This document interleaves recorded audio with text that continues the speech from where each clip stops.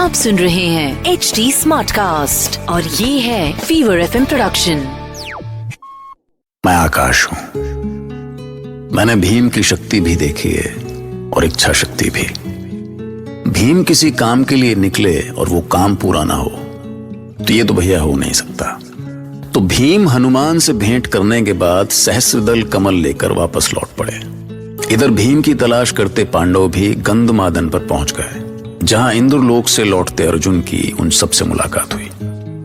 पर इसी बीच उधर महर्षि दुर्वासा अपनी पूरी शिष्य मंडली के साथ हस्तिनापुर पहुंचे। अब दुर्वासा के क्रोध को कौन नहीं जानता, तो मरता क्या ना करता। ऐसे महाक्रोधी ऋषि को राजमहल में आया देखकर दुर्योधन ने उनकी सेवा में दिन रात एक कर दिया। क्या है ये सब? मेरे कमंडल में जल क्यों नहीं है? किसकी भूल है ये? मैं जानना चाहता हूं कि ये भूल किसकी है। क्षमा क्षमा महर्षि, क्षमा। इस मूर्ख दुर्योधन को क्षमा कर दें। अज्ञानवश मैंने ही सेवकों से आपको जल स्वर्ण पात्र में देने को कह दिया था। मूर्ख! स्वर्ण पात्र से तू अपने वैभव का प्रदर्शन करना चाहता है? इतना अहंकार हो गया है तुझे अपने धन धान्य का? मेरे लिए मिट्टी है ये, मिट्टी है। ले जा इस स्वर्ण पात्र को। मुझसे महाभूल हो गई महर्षि, महाभूल हो गई मुझसे। पर मैंने जानबूझकर ऐसा नहीं किया। फिर किसने कहा तुझसे मूर्खता करने को? किसकी प्रेरणा से तूने ऐसा किया? मेरे शाप का भागी है तू। नहीं ऋषिवर, नहीं। ईश्वर के लिए मुझे श्राप मत दीजिए। मैं मूर्ख सही, पर मेरी भावना सच्ची थी। मैं तो बस आपके चरण रज पाने के लिए आपको प्रसन्न करना चाहता था। मैं तो बस... छोड़ मेरे चरण, छोड़ मेरे चरण, नहीं तो अभी भस्म कर दूंगा। यदि आप मुझसे रुष्ट हो गए हैं तो मैं इस जीवन का करूंगा भी क्या? मुझे तो भस्म ही हो जाना चाहिए। इसलिए जब तक इस शरीर में प्राण है, मैं आपके चरण नहीं छोड़ूंगा। मूर्ख! तू जितना हठी है उतना ही भोला भी है तू। जा, ये तेरी पहली भूल है, इसलिए क्षमा किया। अपनी सेवा भक्ति से तूने मेरे शिष्यों को प्रसन्न किया, इसलिए कुछ भी वरदान मांग ले वरदान। धन्य है आप ऋषिवर, धन्य है आप। पर मैं आपसे क्या मांगू? आपकी सेवा से ही मुझे संसार के सारे सुख मिल गए। मांग ले बालक, संकोच मत कर। मांग ले जो भी तेरी इच्छा हो। क्या मांगू इस महाक्रोधी दुर्वासा से? हाँ, मेरे लिए तो मेरे भाई ही सब कुछ है ऋषिवर। यदि आप मुझे कुछ देना ही चाहते हैं तो मेरे बड़े भाई युधिष्ठिर को अपनी सेवा का अवसर प्रदान कीजिए। इस समय वो काम्यक वन में निवास कर रहे हैं। अपने चरण रज देकर धन्य कर दीजिए उन्हें। तथास्तु। मैं अभी अपने शिष्यों के साथ तुम्हारे पांडव भाइयों के पास जाता हूं। कल्याणमस्तु। वाह भांजे वाह! आज मुझे एहसास हुआ मेरी बुद्धि के जो कीड़े हैं ना, वो तुम्हारे दिमाग में भी रेंगते हैं। इसे कहते हैं लोमड़ी सी सोच। वो पांडव वहां काम्याक वन में तुम्हारी और तुम्हारे गुप्तचरों की दृष्टि से तो छिप सकते हैं, पर इस त्रिकालदर्शी दुर्वासा की दृष्टि से वो कैसे भागेंगे अब आगे? और मामा, कोई काल से बच जाए तो बच जाए, दुर्वासा के क्रोध से नहीं बच सकता। अब ये तो तय है कि वो भिखारी पांडव दुर्वासा और उनके हजारों शिष्यों का सत्कार वो तो नहीं कर पाएंगे। बस भांजे बस, समझो भस्म हो गए तेरे वो अभागे भाई। तेरे राज्याभिषेक की घड़ी आई और तेरे मामा के मुंह में आई मलाई जो हम दोनों ने मिलके खाई।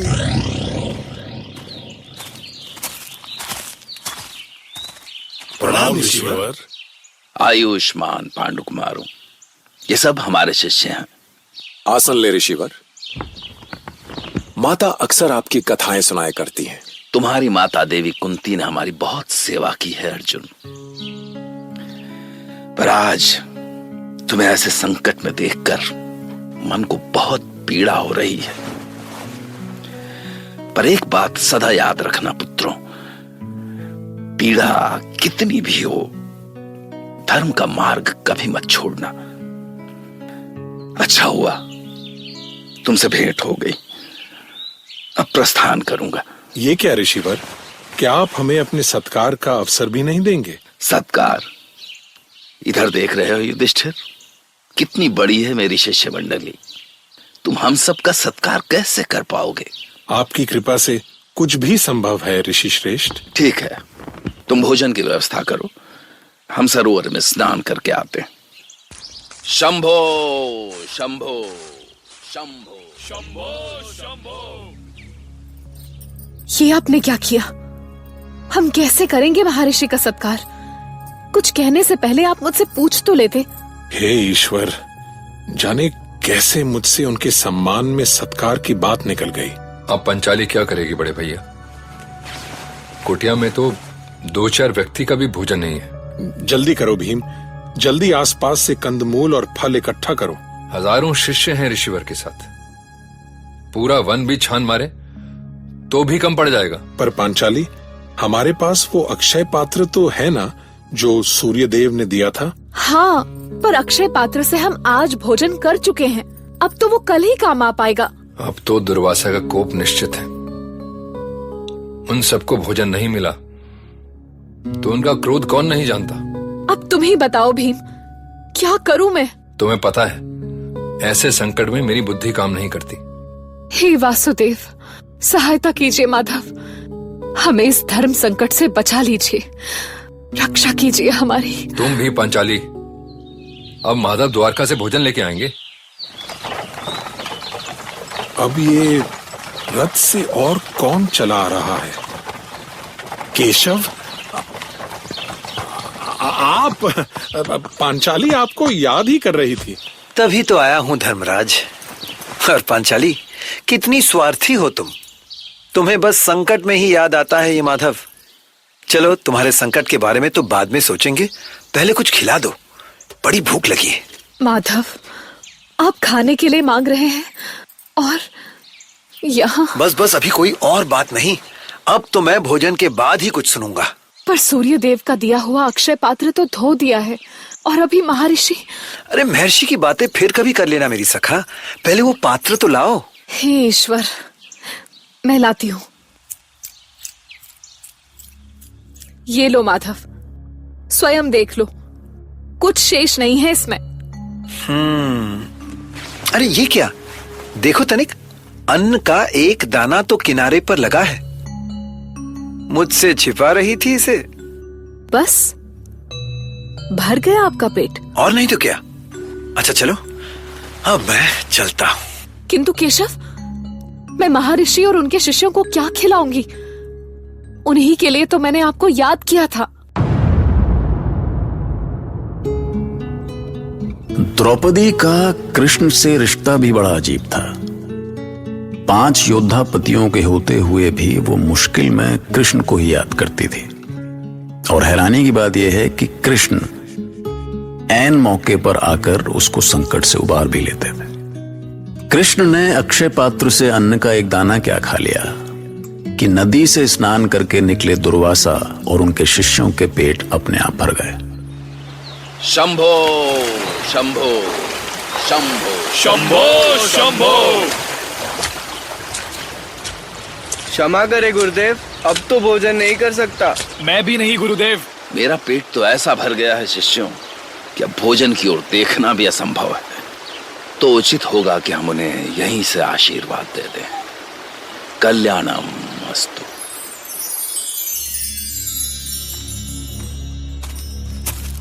हे ईश्वर, लगता है महर्षि आ गए। नहीं पांडव कुमार, महर्षि और हमको आवश्यक काम से कहीं जाना है, हम बस इसी की सूचना देने यहाँ आए थे। और भोजन? जी भोजन फिर कभी, और उन्होंने आप सभी को हृदय से आशीर्वाद दिया है। अब आज्ञा दे। शंभो शंभो। अब तो मैं जा सकता हूँ ना पांचाली? तो भैया इस तरह पांडवों को शाप दिलवाने का दुर्योधन का सपना मुंह के बल गिरा और पांडवों के कुछ दिन बड़े शांति से बीते। लेकिन एक दिन द्रौपदी को दूर से एक रथ आता दिखाई दिया। ये रथ कृष्ण का होना था, पर कृष्ण का नहीं था। रथ रोको सारथी। क्या हुआ सिंधुपति?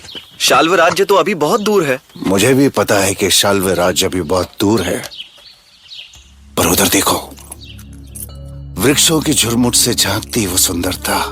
कोई रूपवती स्त्री है महाराज? रूपवती नहीं मूर्ख, साक्षात रूप की देवी है, साक्षात रति है वो। भोर की सुनहरी धूप में खिल उठा उस मृगनयनी का सोने सा दमकता रंग। अब तो यहीं पड़ाव करना पड़ेगा। दूत कौटिकास्य आदेश करे महाराज। जा पता तो कर, कौन है वो रूपसी। देवी में सिंधुराज जयद्रथ का दूत कोटिकास्य। महाराज आपका परिचय जानना चाहते हैं। ऐसे एकांत में किसी स्त्री से प्रश्न करना उचित तो नहीं है दूत, पर तुमने पूछ ही लिया है तो मैं बता देती हूँ। मैं पांचाल राज द्रुपद की कन्या और 5 पांडवों की पत्नी हूँ। भैया सिंधु नरेश जयद्रथ ने जैसे ही द्रौपदी को देखा, वो अपनी सुध-बुध खो बैठा। द्रौपदी को अकेला पाकर वो लार टपकाता हुआ उसके पास पहुंचा। अब दुर्योधन की बहन दुशला के पति होने के नाते द्रौपदी ने उसे कुटिया में बिठाया, लेकिन कुछ ही समय में उसे जयद्रथ की नीयत का पता चल गया। फिर आगे क्या हुआ, सुनते रहिए महाभारत।